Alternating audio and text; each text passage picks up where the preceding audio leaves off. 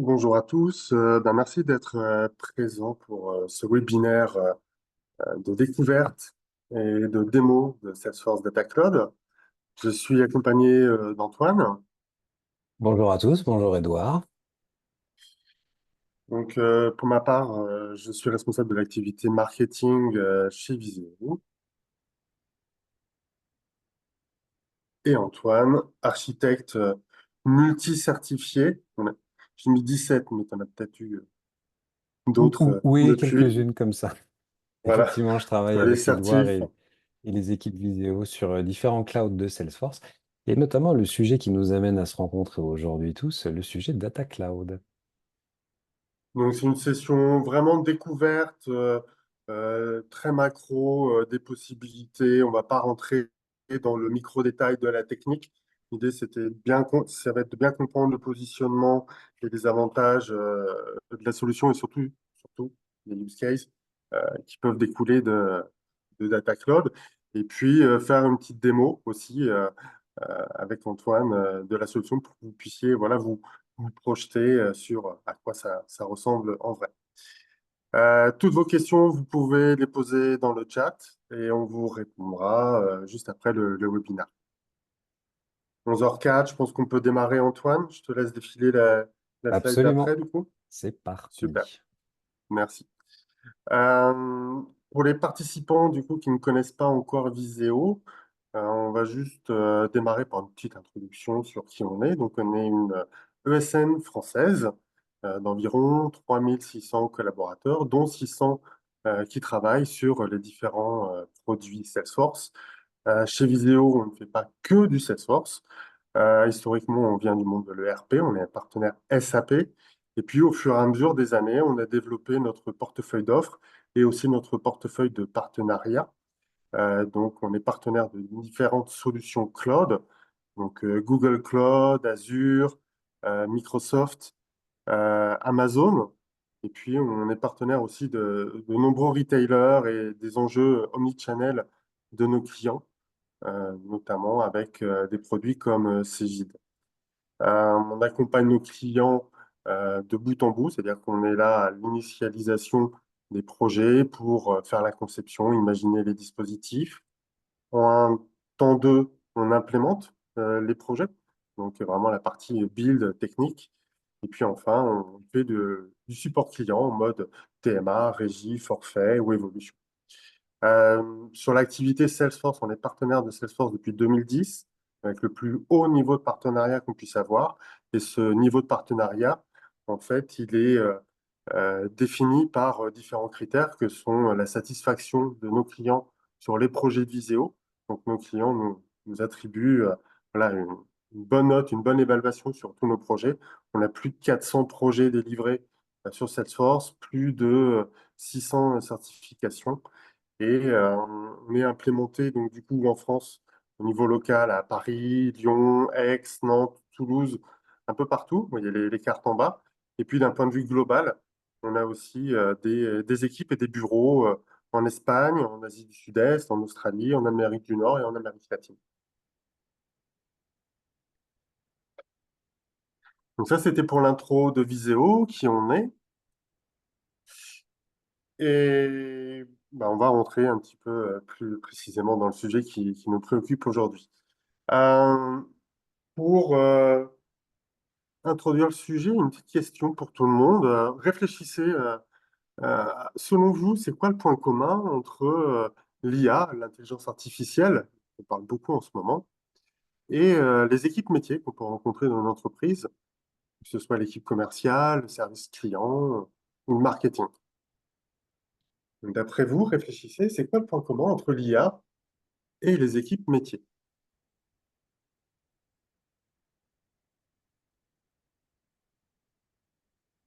Vous commencez à avoir des idées, des pistes, pas mal d'idées qui commencent à émerger.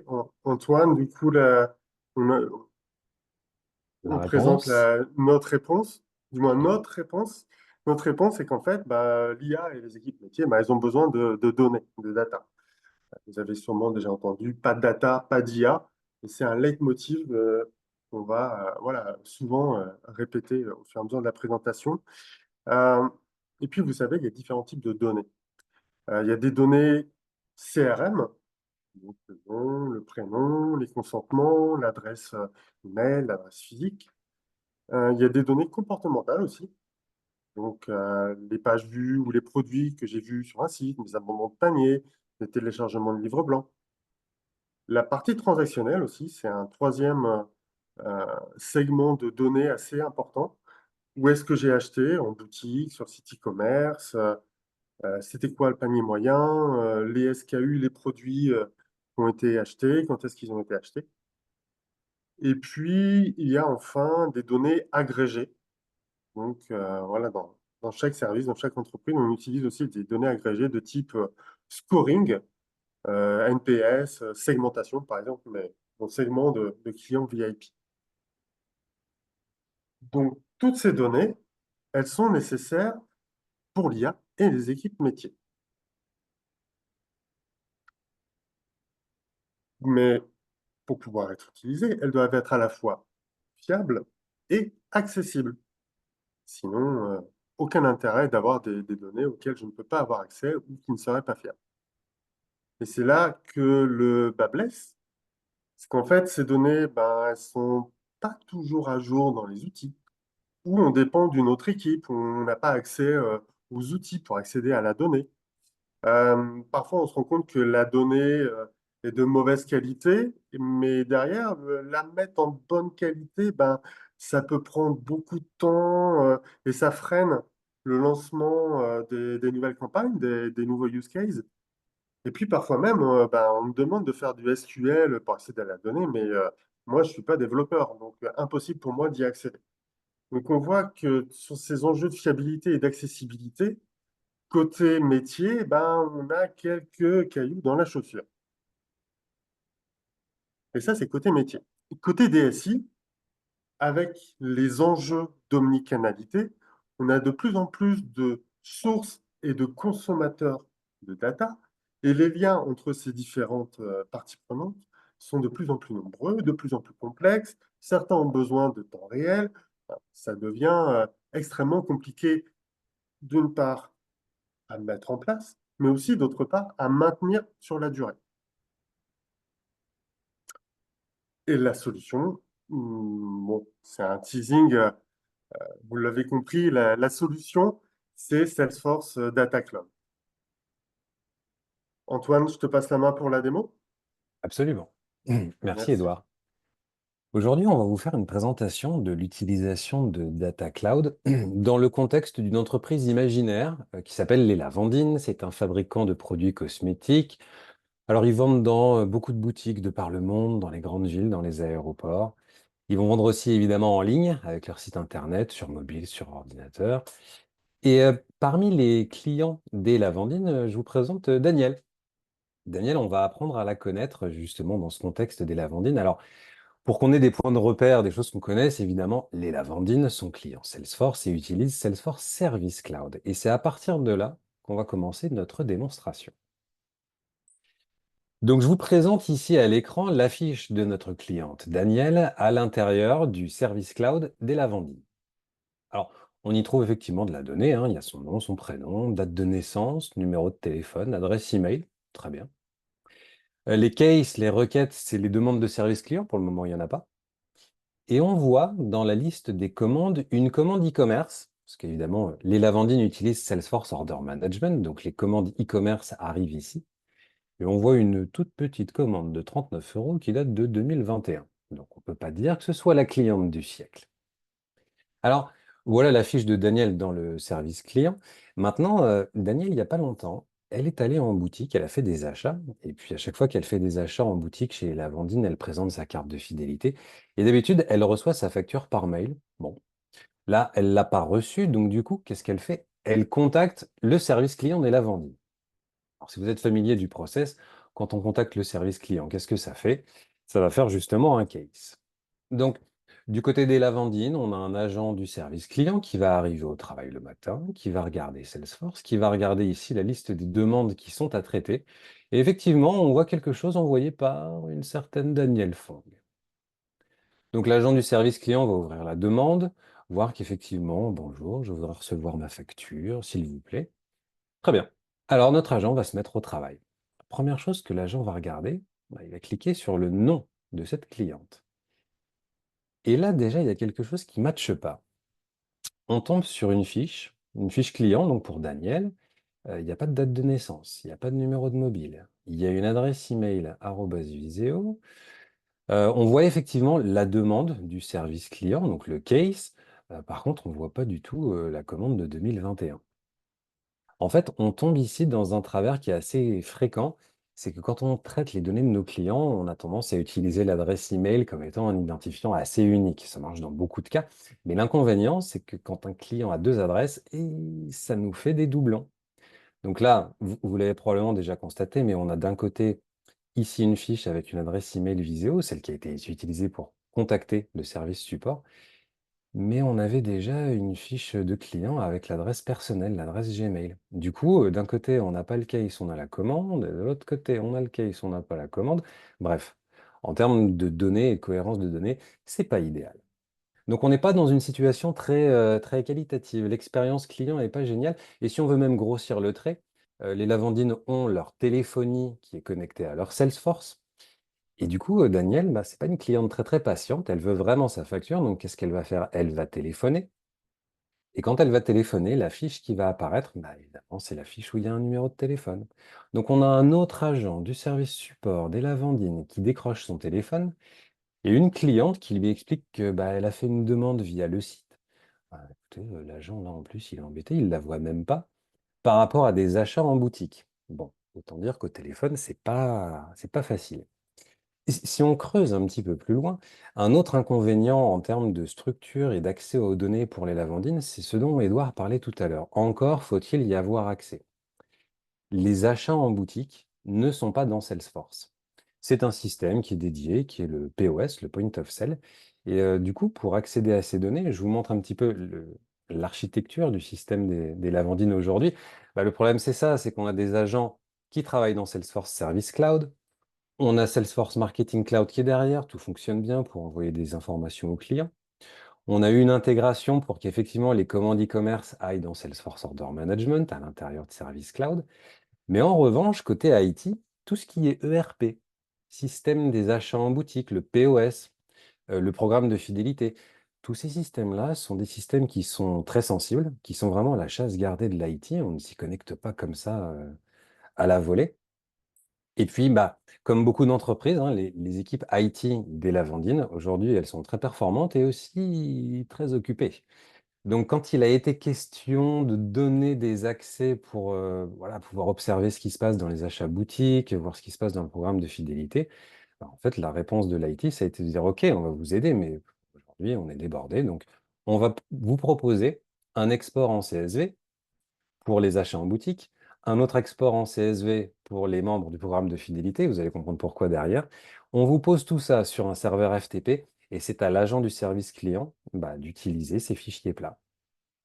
Donc, dans le contexte de Daniel qui appelle le service support, ben, en fait, on a un agent du service client qui doit aller chercher de la donnée ailleurs. Alors, je vous montre aussi pour illustrer le propos ce à quoi ça ressemble. On est sur de l'export CSV, c'est de la donnée qui est dénormalisée. Voilà un court extrait des commandes, des achats qui sont faits en boutique. Et ben, en fait, le nom du client, c'est pas son nom, c'est un numéro de carte de fidélité. Conclusion, c'est à l'agent du service client d'aller aussi regarder le fichier CSV du programme de fidélité. Première bonne nouvelle, on a trouvé Daniel. Son numéro de carte de fidélité 1, 2, 3, 4, 5, 6. On trouve bien son adresse @viseo.com et son numéro de téléphone. OK. Donc maintenant qu'on connaît ce numéro, l'agent du service support retourne dans le fichier. Effectivement, 1, 2, 3, 4, 5, 6, c'est Daniel. On a une commande du 4 juin, un petit peu plus de 1 000 euros. Donc c'est avec ça qu'on a le numéro de la commande que l'on va pouvoir utiliser pour pouvoir enfin renvoyer la facture à Daniel. Sauf que c'est un petit peu l'arbre qui cache la forêt, parce que si on regarde ce fichier un petit peu plus en détail, tiens, le même numéro de carte de fidélité de Daniel a été utilisé aussi en 2022 et en 2023, en novembre. Par contre, pour des commandes très conséquentes, on a une commande de 11 000 euros fin 2022, une commande de 21 000 euros fin 2023. En fait, si vous reprenez le service client, ils n'ont aucune visibilité sur ça. Et le pire du pire, c'est qu'en fait, Daniel, c'est une cliente very important customer.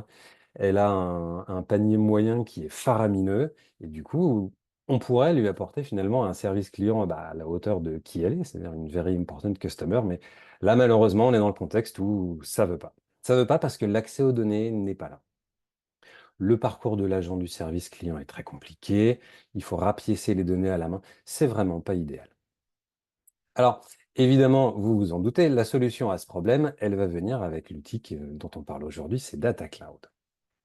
Dans le contexte toujours des lavandines, c'est-à-dire avec voilà, des équipes IT qui sont très occupées, une capacité d'intégration qui n'est pas forcément à la hauteur de ce qu'on voudrait, la mise en place de Data Cloud est en fait assez simple. C'est un outil qui est dans l'univers Salesforce, évidemment. Donc, on a des connecteurs simplifiés, très rapides, avec Service Cloud, avec Marketing Cloud.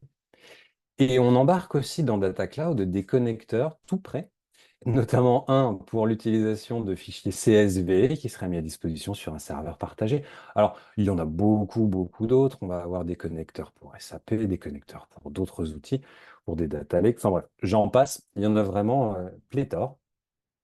Et ce qu'il faut comprendre aussi, c'est que Data Cloud, c'est en premier une base de données en haute disponibilité par opposition à ce que l'on connaît aujourd'hui sur Salesforce Service Cloud, par exemple. Et sa mise en place et son paramétrage se fait exclusivement via Salesforce Service Cloud. Donc, finalement, c'est une base de données, mais ce n'est pas un nouvel outil dans l'écosystème, c'est un complément à un outil existant qui est Salesforce.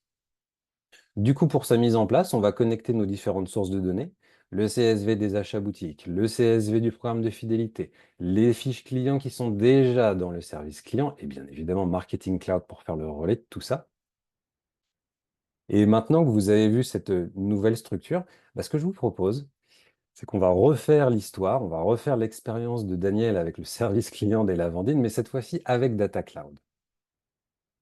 Alors, pour vous donner aussi un petit peu plus d'explication, en fait, Daniel, c'est une cliente qui a une peau atopique, c'est-à-dire que sa peau est très sensible et, joie bonheur, en 2021, elle a passé une commande auprès des Lavandines pour tester une crème, on lui avait conseillé ça, et là, joie bonheur, tous ses problèmes de peau ont disparu. Elle est devenue la plus grande fan des produits des Lavandines. Et vous l'avez peut-être remarqué aussi, elle a une adresse Gmail, mais elle a aussi une adresse Viséo, parce qu'en fait, Daniel, elle travaille chez Viséo, effectivement, et elle est responsable du CE. Donc, ça veut dire que comme elle est fan des produits des Lavandines, elle a décidé que les commandes des paniers cadeaux de Noël, en fait, elle va les faire avec des produits des Lavandines. D'où les achats qu'elle a fait en boutique pour des sommes très importantes de 11 000, 20 000 euros, parce qu'en fait, elle commande tous les paniers de fin d'année là-bas. Et évidemment, elle s'est inscrite au programme de fidélité avec son adresse Viséo. Elle reçoit ses factures. C'est super pratique. Daniel est ravi. Donc, cette fois-ci, je vous montre non plus la fiche habituelle avec des données un petit peu éparpillées. On va vous regarder les données qui viennent de Data Cloud. Parce que Data Cloud, en fait, il est capable de fédérer des données qui n'ont pas forcément les mêmes formats. C'est un peu faire rentrer des ronds dans des carrés. Data Cloud, c'est le faire, en fait. Et là, on se retrouve avec, quelle que soit la fiche que l'on regarde, les coordonnées de Daniel, sa date de naissance, alors qu'on est sur une fiche qui finalement, a priori, ne la contenait pas. Mais ça a été harmonisé et unifié. Un élément important, le lifetime value. Et oui, et là on le voit, 33 800 euros de commandes cumulées entre des achats en boutique et des commandes en ligne. Ce qui fait que Daniel, elle est dans notre segment des very important customers, avec tous les égards qui lui sont dus. On a évidemment récupéré son numéro de carte de fidélité. Et en fait, le travail de Data Cloud, c'est de trouver les points communs entre les données. On a d'un côté une adresse Viséo qu'on retrouve dans les fichiers du programme de fidélité. Dans le programme de fidélité, on a un numéro de téléphone qui se trouve être le même numéro que cette fiche et qui donc nous permet d'associer l'autre adresse Gmail et d'avoir une vue complète. Et quelle que soit la fiche client que l'on regarde côté service client, on a toujours les mêmes données. Voilà. Tous les profils de Daniel ont été unifiés et disposent maintenant de ce qu'on appelle un Unified Individual ID. Je ne rentrerai pas dans les détails techniques, mais voilà, il y a un travail d'harmonisation de données qui est assez bluffant et qui permet d'avoir une vraie vue, au sens premier du terme, une vraie vue 360. Une des particularités également du modèle de données côté Data Cloud, c'est qu'il est pas exactement, c'est pas le même que celui qu'on connaît dans les outils de CRM habituels. Ici, on va avoir une cliente qui peut avoir un ou plusieurs numéros de téléphone et également une ou plusieurs adresses email. Et oui, l'adresse pro, l'adresse perso, le grand classique qu'on connaît tous côté service client. Ce que ça va nous permettre de faire également, ça va être deux choses. Premier élément, d'harmoniser des données qui sont déjà dans Salesforce. Effectivement, la demande du service client, elle est déjà là, mais on ne la voit pas sur toutes les fiches. Alors qu'avec une vue Data Cloud, alors, à chaque fois, on va avoir les cases du client et également ses commandes. Effectivement, on a la trace de la fameuse commande qui a tout déclenché, la commande de 2021. Ce qu'on va pouvoir faire également, c'est virtualiser de la donnée. Ici, vous avez les achats qui sont faits en boutique, qui viennent en fait du fichier CSV et qui sont virtualisés et présentés aux utilisateurs dans Salesforce Service Cloud. Donc, on n'a plus à aller se promener dans un serveur FTP, ouvrir un fichier CSV, le mettre au bon format, bref, tout ça, on oublie. On a une connexion qui nous permet de voir en temps réel, voilà, les données qui sont distantes, qui ne sont pas stockées dans Salesforce. Et effectivement, on retrouve les derniers achats qui ont été faits en juin, plus la commande de 2023, la commande de 2022 pour le comité d'entreprise.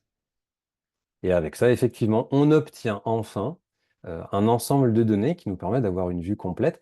Donc, Daniel, dans notre scénario d'aujourd'hui, oui, elle a contacté le service support. Le service support connaît son numéro de commande, peut utiliser son widget pour renvoyer la facture. L'affaire est faite. Du coup, Daniel, elle n'a même pas besoin de téléphoner. Et au-delà de ça, Daniel, elle est vraiment ravie de ses relations avec les Lavandines parce qu'il n'y a pas longtemps, c'était son anniversaire.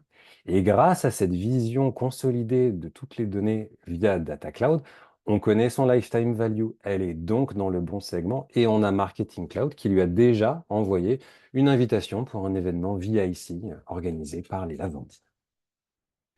Nous ne rentrerons pas dans plus de techniques. Tout ce que vous voyez ici, ce sont effectivement des données qui sont récupérés depuis Data Cloud et consolidés en temps réel pour être mis à disposition des agents du service client. Édouard vous reparlera tout à l'heure des use cases. Je vais juste terminer cette démonstration en vous faisant une petite synthèse de ce qu'on a vu. Il y a trois éléments importants sur l'approche de Data Cloud. Le premier, c'est la connexion. Donc, toutes les données, que ce soit du Salesforce, que ce soit du Data Lake, un ERP, dans notre exemple, des fichiers CSV qui sont difficiles à extraire d'un autre système, toutes ces données-là peuvent être rapatriées en temps réel du côté de Data Cloud. Et à ce sujet, vous allez avoir un choix en fait d'architecture. Ici, on a fait un exemple tout ce qui est plus classique, c'est-à-dire qu'on va copier les données, le fichier CSV qu'on a pris, on l'a recopié et recréé à l'intérieur de la base Data Cloud. Il y a une autre alternative qui consiste à utiliser l'architecture zéro copie. C'est vraiment du streaming. Voilà. La donnée n'est pas stockée dans Salesforce, n'est pas stockée dans la base de données Data Cloud, elle reste en résidence dans le système source. En revanche, Data Cloud nous permet d'avoir un connecteur. Ce connecteur nous permet de faire éventuellement des petites transformations, des raccords pour que la donnée rentre, le fameux faire rentrer les ronds dans les carrés, et les mettre tout de même à disposition des utilisateurs dans Salesforce Service Cloud. L'autre élément qu'on a vu, c'est la capacité de Data Cloud à harmoniser de la donnée. C'est-à-dire, ici on l'a noté, consolider des données fragmentées, c'est des données qui se ressemblent un petit peu, mais pas beaucoup.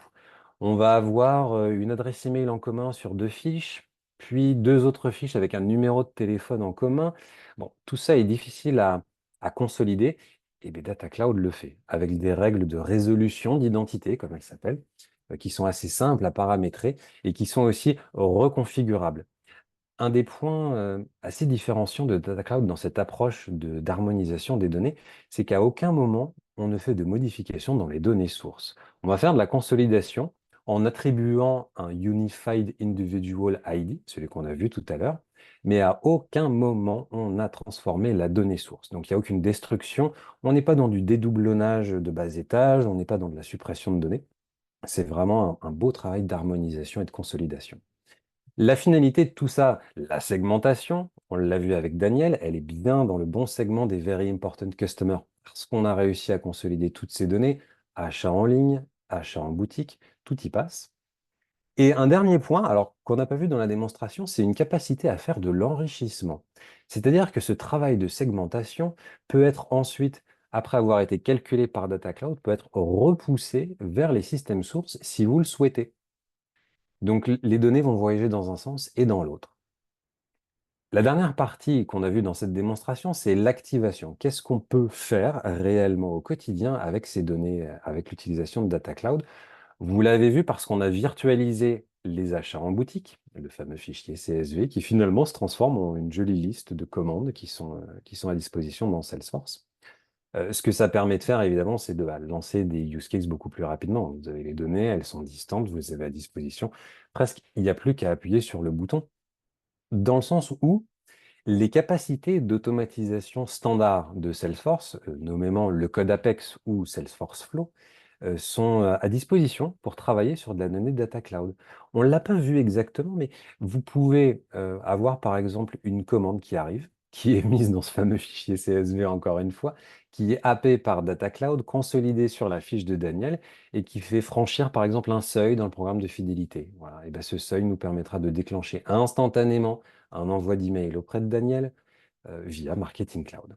Donc on a cette capacité à agir dans Salesforce Core avec les outils d'automatisation que l'on connaît déjà sur des changements qui sont effectués dans des systèmes distants. Et ça, c'est vraiment une force aujourd'hui. Voilà pour la synthèse de ce que l'on a vu dans cette démonstration. Édouard, je te repasse la main. On va parler un petit peu d'autres cas d'usage, essayer d'élargir un petit peu le débat. Oui, bah, c'était super clair. Merci beaucoup, Antoine, pour cette démo et cette synthèse, effectivement, sur Data Cloud qui permet de connecter, d'harmoniser et d'activer les données. On est sur un produit Salesforce, ce qui veut dire que bah, ça va être très simple de pouvoir l'activer et d'activer des use cases avec Salesforce. Historiquement, Data Cloud se mélange avec le concept de CDP et on se dit que bah, la CDP, c'est plutôt dédié au marketing et pas aux autres services. Là, on a vu avec la démo d'Antoine que dans le cadre d'un service client, le produit Data Cloud qui augmente votre Salesforce a vraiment un intérêt et son rôle à jouer. Donc, pour le service client, vous avez euh, des enjeux de Next Best Action ou de Next Best Offer poussés par l'intelligence artificielle, des moteurs de recommandation, des offres personnalisées, de la segmentation. On a vu Very Important Customer, qui est le segment de Daniel. Et derrière, on peut imaginer énormément de choses dans le cadre du service client. De la même manière, pour le service commercial, on est un petit peu sur les mêmes use cases de Next Best Action, Next Best Offer, de recommandation d'offres et de segmentation de mes clients et, euh, et de pousser aussi du trafic vers les boutiques. En marketing digital, c'est là où le champ des possibles est un petit peu plus varié, puisqu'on va aussi pouvoir gérer la pression marketing, des données de fidélité, pour pouvoir communiquer avec les membres de son programme de fidélité sur les cadeaux euh, earnés ou burnés, faire du teasing sur les prochains avantages à obtenir, communiquer, et là c'est en lien entre le marketing et l'e-commerce, sur les abandons de panier de produits sur le site e-commerce, sur le retour en stock d'un produit qui n'était plus disponible, et puis toute la partie acquisition média via notamment des partenaires. Donc vous avez un champ des possibles de use case, soit avec des règles business qui vous sont propres, soit aidés par des fonctionnalités standards d'intelligence artificielle disponibles dans vos plateformes Salesforce.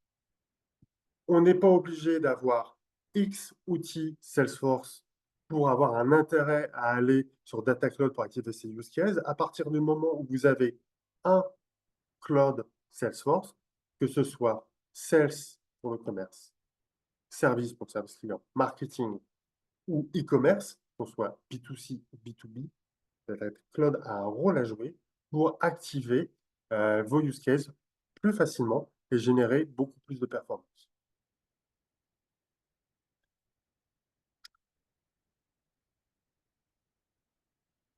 Avec tous ces use cases, ça veut dire que bah, en fait, vos clients, vous allez pouvoir les embarquer et mieux les considérer tout au long de leur cycle de vie, ce qu'on appelle Customer Lifetime Value. Donc, dès l'acquisition, bah, j'ai harmonisé les données. Je sais que Daniel, elle est VIC, qu'elle a une CLV de 33 000 euros. Donc, déjà, d'un point de vue segmentation, je ne vais pas la considérer de la même manière que les autres. Et puis, pour une première conversion, un client qui rentre dans ma base de clients, eh ben, je vais pouvoir faire une recommandation, la personnalisation d'offres, quel que soit le canal, sales, service, marketing ou e-commerce. Pour assurer la fidélité, donc on va pouvoir proposer du next best action avec Data Cloud, que ce soit basé sur des règles business ou sur de l'IA, anticiper la propension que peut avoir un client à se désengager de la marque, ce qu'on appelle l'attrition, le churn. Donc ça, on va pouvoir l'anticiper avec Data Cloud pour pouvoir remonter, on va dire, dans la Customer Lifetime Value du client et réactiver son client.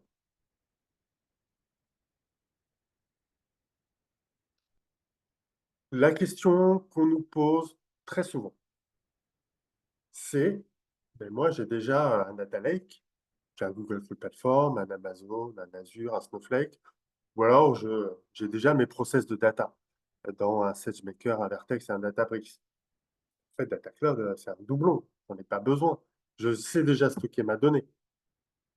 Vous avez compris qu'avec la démo et la présentation de ce matin, l'intérêt de Data Cloud n'est pas d'être un doublon ou de remplacer votre data lake, mais plutôt de pouvoir faciliter l'exploitation par l'équipe métier, faciliter la vie de l'IT et pouvoir activer beaucoup plus facilement et rapidement des use cases pour générer de la performance, du ROI. Donc, on est vraiment sur un complément. La seule zone, effectivement, de chevauchement qu'on peut avoir entre un GCP, un Azure, un Snowflake et Data Cloud, c'est sur la partie stockage. Aujourd'hui, Data Cloud offre des conditions de stockage beaucoup plus attractives que Salesforce n'avait l'habitude de le faire auparavant. En gros, le coût de stockage coûte beaucoup moins cher aujourd'hui avec Data Cloud. C'est la seule question que vous pouvez vous poser.